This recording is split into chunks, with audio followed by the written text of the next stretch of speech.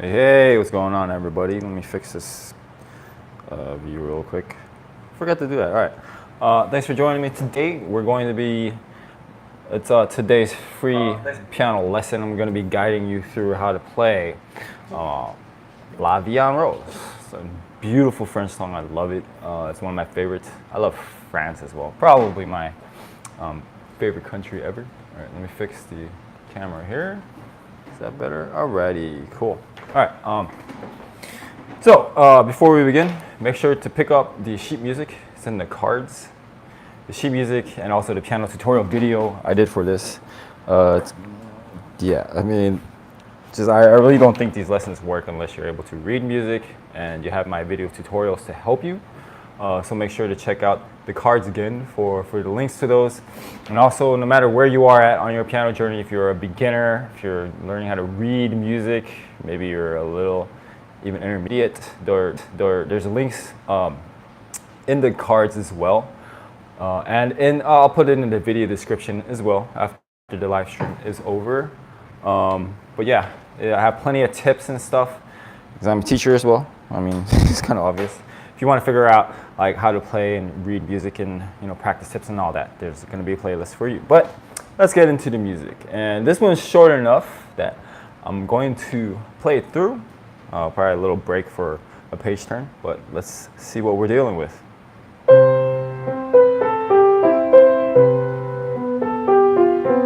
Sorry.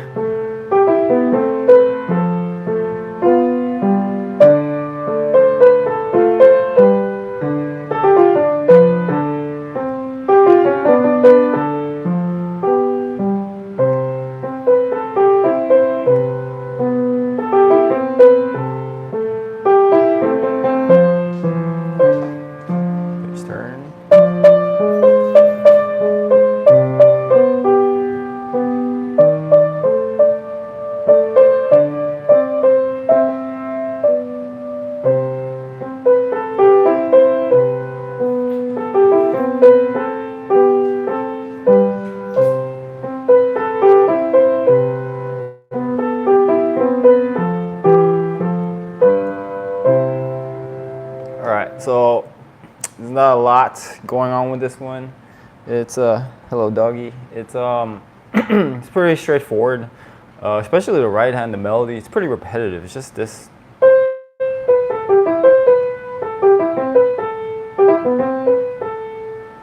So it's basically that, and it just comes back in the rest of the song in one form or another. So it's just pretty much a variation on that.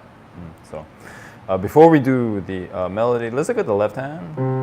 So we just have an octave, and you hear this pattern.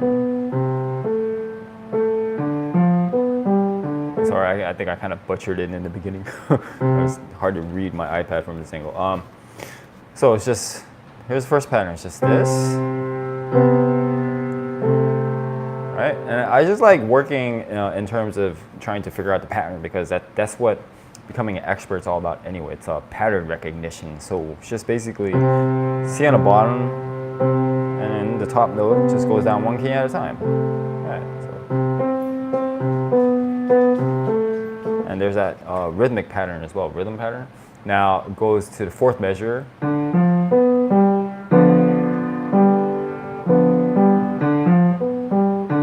So that's really the only different part we have there. All right, so let me play the left hand for you in the beginning.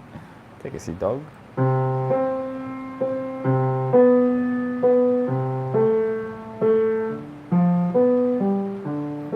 And this is basically it. All right, now, I made him sit down. All right, with the melody, and so good practice principles is just make sure you're doing a little bit at a time, small sections. So let's play that.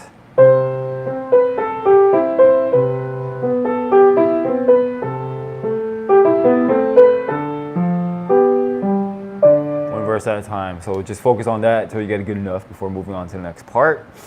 Also, with this song, it is a song, so for singing it, I would suggest you want to get the rhythm first, so like totally straight through. That you just got it down solid. But if you're familiar with the concept of rubato, you could probably do a little bit in here. Rubato is basically just like speeding it up and slowing it down. I don't know exactly how to explain it. It's like you're keeping the rhythm, but you're kind of stretching it here and there. It's like my dog's head is right between my legs. It's kind of funny. All right, so here I'll just play it straight through with the rhythm.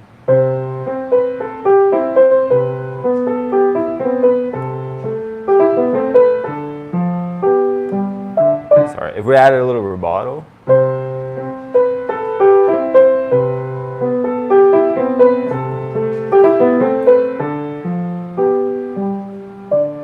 So you can think of it as almost like accelerating here and there, and also, you know, doing some retardandos, you know, slowing it down. But it's all within the frame of keeping the rhythm. You don't want to overdo too much. That's not a good use of rubato. All right. So I think the only thing you have to pay attention to in the right hand that might trip you up is whenever you get to the triplets, make sure it doesn't affect your rhythm. So this is straightforward. Then here, triplet. Don't take too much time with these.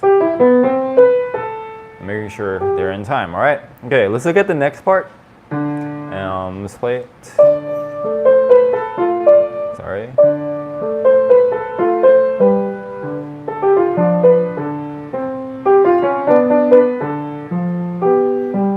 So what are the differences here? Well, I was starting up one pitch, one key higher, so we had in the beginning. Now we have. Kind of cool. And then another triplet rhythm here. And here, how would I do this? So triplets. Then here, this is the fingering I think I would use. There's some options here. Let me give you some different choices. So I go 4, 3, 2, 1, 1, 5, 4. Okay. If you want something a little bit more tricky, flashy, it's a technique a lot of pianists use. You can slide the black key to the thumb. The hard thing is making it not sound like a slide. It's almost like you're playing legato. Even though I can't really do it well right now. So that's another option for you there. Let's look at what's going on in the left hand.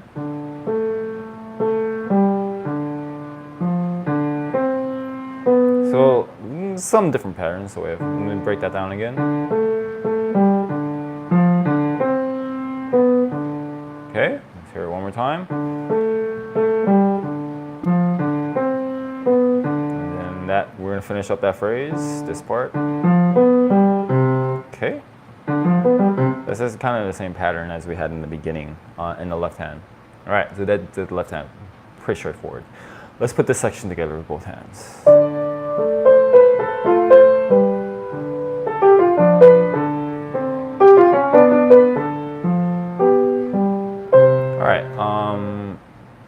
And I don't know exactly how this is divided up. I don't know if I would put those two sections together yet. Let's do a little bit more. Because what I'm looking at, it looks like it has kind of like an ending, and then the first part is split into 3 different sections. So sometimes it's not even. It's not like 2 sections or 4 sections. Sometimes it's an odd number. Anytime it's an odd number, I don't really have a solid example of how to connect those sections together. So let's just look at the next part.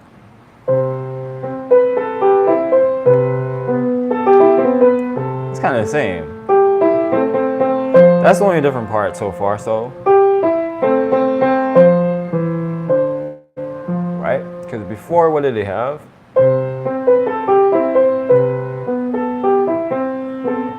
Oh, they added a triplet. Okay, so let's just compare the first part of this to what we just played.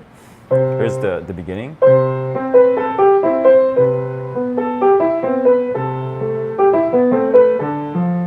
Okay, and then this last part I just played.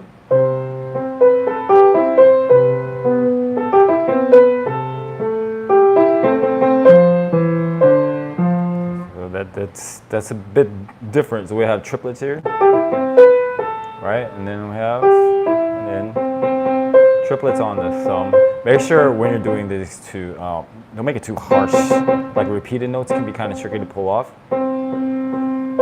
You want the sound to be nice and even,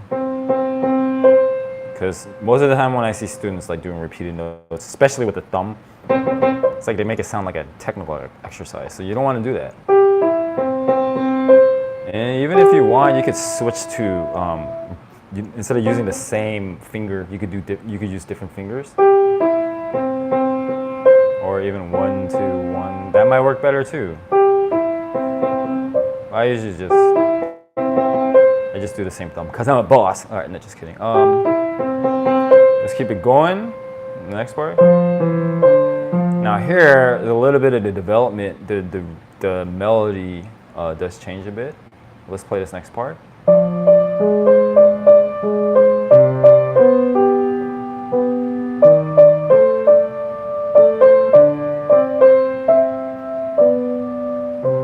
So that part is different than what we've just played so far. The first two lines, first two verses, you could pretty much say it's like the same idea. They just kind of do something a little funky, a little bit different with it. This part, I think they're ending this section doing something a lot different. So let's hear that one more time.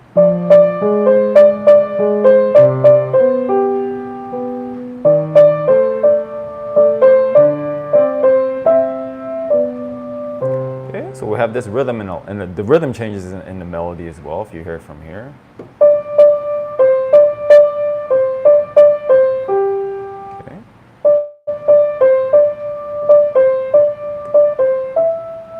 Basically, like these three notes, they're just messing with. So they're adding one note here, but it's staying in this area. Yeah.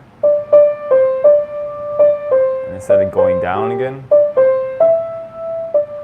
and then here I measure 16, fermata, another fermata, and then take your time, and back to the last part. Okay. Let's break down the left hand.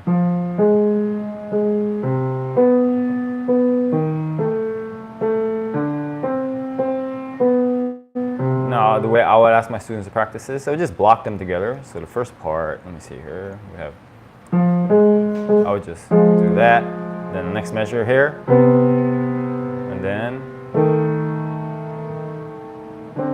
yeah. And the benefit is, I mean, that's the pattern anyway. So the reason why it's a good way to block the keys and play it this way whenever they have like a single note pattern like that is because you can get used to the position faster, just moving into the next, like where your hands are supposed to be in the finger position, right? The other benefit is that you can't quite hear the harmony one note at a time, right? If you put them together, they're going to hear that, right? Especially these seventh chords, right? So that's why I advocate doing that, okay? Let's play this part again.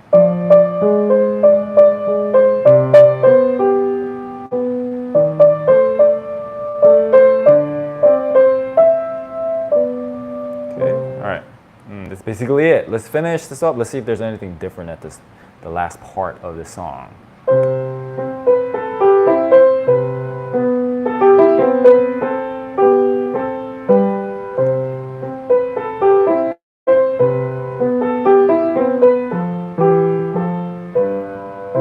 So the only new idea here is this. That's basically it. See how they fit it in here. So.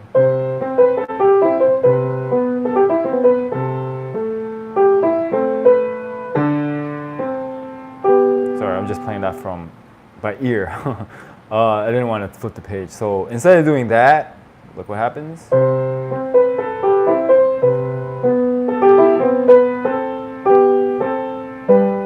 It's almost like those psych moments. I like it when they do that. They're like, oh, just kidding. You thought it was going to end, but psych.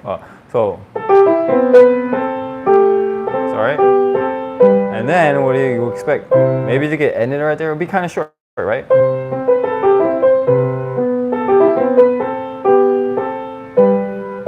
So what do? They want to do one more. And then, as if, now instead of here,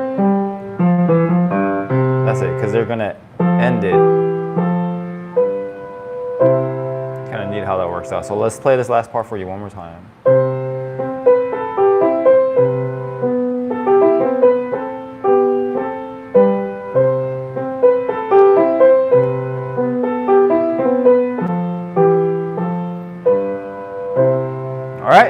So that's the last part. So if I were to divide this up, there is 1, 2, 3,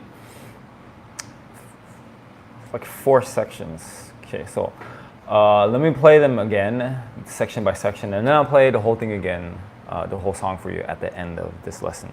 But I want you to hear each section how we divide it up. So here's the first part.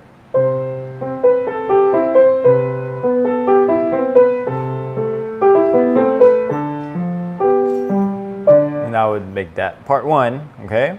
So that's from the beginning to, I always stop one note into the beginning of the next little slice, little chunk, so you don't have to practice connecting it. So I went from the first measure to the first note of measure 5, okay? So that's how I heard that. Here's measure 5.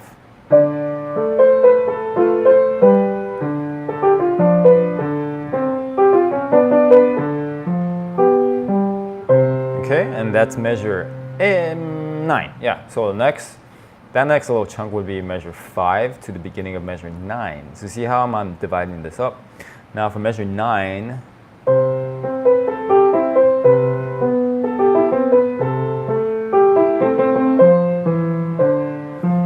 it's kind of like a beginning part. It's similar to the intro, but then, or even the second part, like that main melody, but then it goes to.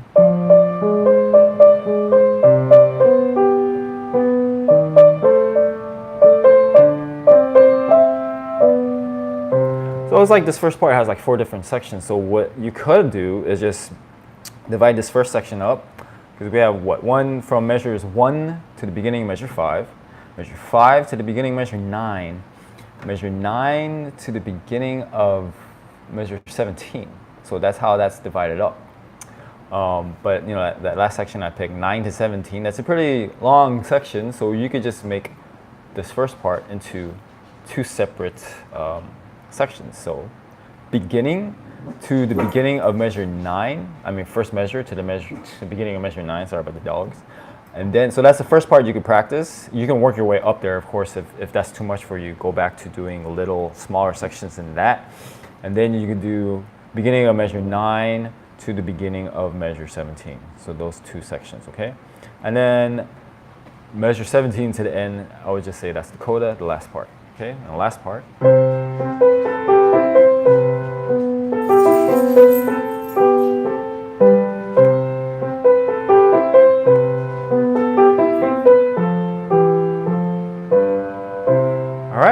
So technically, this part only has 3 different sections. The way I'm looking at it, look, I'm not an academic. I don't go all crazy with this theory analysis stuff. So if anyone out there might get on me for this stuff, like I really don't care. Like this is just how I mean, I've never taught this. I haven't really super analyzed it. So this is how I would approach it. I'm pretty sure if I worked on this a little longer, I might have different ideas. But I've never taught this. First time I'm actually teaching in front of the camera, because I usually don't have to practice something this short. It's a bit easier, and it's not even bragging, it's just easier than most of the music I do. So I don't even practice this. I just play from beginning to end. But if I were to practice it, this is how I would do it. All right. Yeah, I think that's about all the points I would hit with this song. So just to wrap things up, let me play it all the way from the beginning, and it's gonna be an awkward turn page. All right. So here's how the whole song sounds.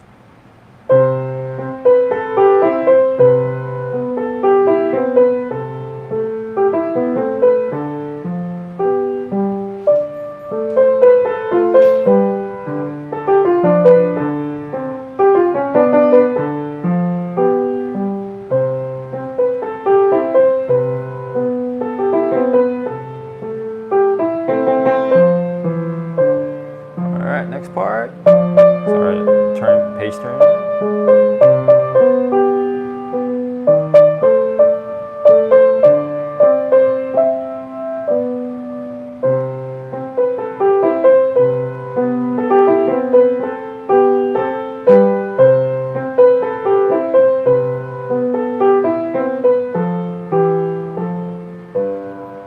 Put a little ritardano at the end. They don't write it in here, but it's nice to do that. Hey, traveling MOs here. Hey, thanks for your comment. I am glad that you find this interesting. All right, very good. All right, cool. think that's basically it for today. Yeah, anyway, thanks for watching, folks. One last bit of advice I would recommend: anytime you're playing something on piano and there's a song of it, like someone's singing, you definitely want to listen to that, because there's a lot of nuances, a lot of stuff you don't get from just piano. You know, basically what a lot of pianists try to do anyway is try to, you know, emulate the whole like natural voice that is singing. You know. So we try to really literally, when we're playing notes, we're not just playing from our fingers, we're imagining, like, you know, how would we play this as if someone was singing it. So that's why it's a really good habit, songs like these especially, to really listen to the song so you can hear them, you know, where to take breaths, you know, like, that kind of sounds like the other word, where to take a breath. You know, how to do the rubato, right? And then, you know, taking time, especially, actually, I probably didn't do this well. When you have people who are singing, this is not easy to sing that distance. So typically what you hear, they'll take a little bit of time. That's probably too much. I can't even do that well, but.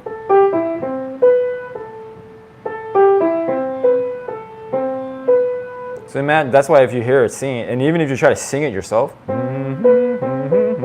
that's not really easy at all. So they tend to take just a tiny bit. They have to do it tastefully. Whenever you have, you know, big leaps like that, you know, can you sing that without sliding? Right? You know, it's really difficult. I'm not even gonna sing. I don't want to scare you guys. All right. Yeah, but that's basically it. Those leaps, I think you can tend to take a little tiny bit of time. I'm not like a singer, professional singer, so it's just a little bit of advice. If you just, you know, compare it to like actual recordings, and, you know, that will make sense for you. All right, anyway, that's it, folks. Thanks for watching. I really hope you got something out of this lesson. If there's a song you want me to cover in the future, or some piece of piano music, would love to hear some suggestions. I would love doing these requests. But, you know, have a great Labor Day. I will see you for my next piano lesson live stream. It's gonna be on, I think it's Wednesday. Yeah, Wednesday. So I'm gonna take some time off during the Labor Day weekend, because I think I've earned it. All right, anyway, that's it.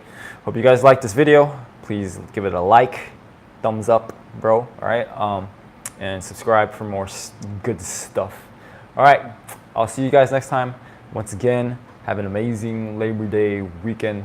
You know, party hard, relax hard, or whatever it is that you do. And I will see you guys next time. All right, happy practicing.